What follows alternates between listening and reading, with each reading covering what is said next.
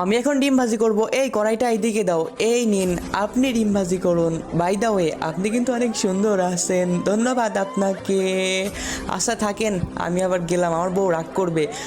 আরে এইটা তুই কি করলি? ডিম তোর জন্য মাটিতে পড়ে গেছে। তোর আজকে কিছু বললি, তুই এখানে চেয়ারে বয়। তোর মাথার চুল কেটে আমি যদি আজকে কড়াই না বানিয়ে ডিম ভেজেছি তবে আমার নাম মোটু না। এই তো চুল কেটে কড়াইয়ের মতো করে নিয়েছি, এইবার কড়াইয়ের মতো হয়ে গেছে। এবার কড়াইয়ে তেল দিয়ে আমি এখন ডিম ভাজি করব। এবার ডিমটা মাথার ওপর ভেঙে দেই।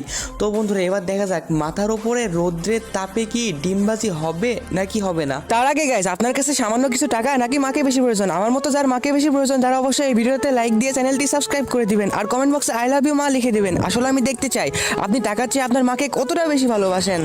এই তো ডিম ভাজি হয়ে গেছে। সরি, আমার ভুল হয়েছে, আর কোনোদিন এমন করবো না।